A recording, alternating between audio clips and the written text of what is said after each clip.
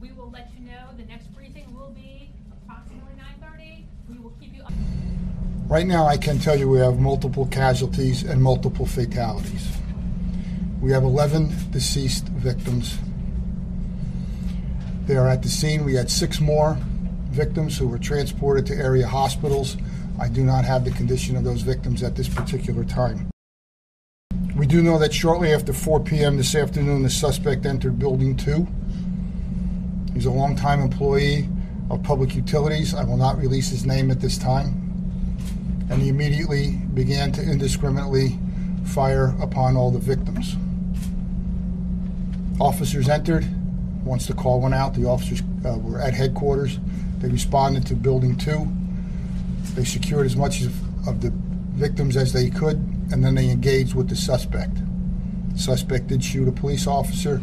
Officers returned fire. The suspect is deceased. Right now we have a lot of questions. The whys, they will come later. Right now, we have more questions really than we have answers. We're a little more than 2 hours into this event.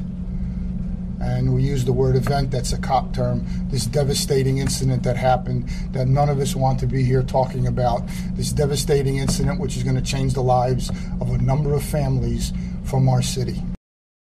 There's no way to describe an incident such as this. No chief of police anywhere in the country, no mayor, no city manager, no assistant city manager, no fire chief, no rescue chief ever wants to have to stand up and give information such as this. I think at this particular point I want to give the utmost respect and dignity to the victims and to their families, because they are going to be forever changed based on this particular incident. Well, I can tell you this, the fact that the suspect was immediately confronted, the fact that the suspect is deceased means that our citizens can rest easy tonight. We do not have someone who's out in the community to do more harm.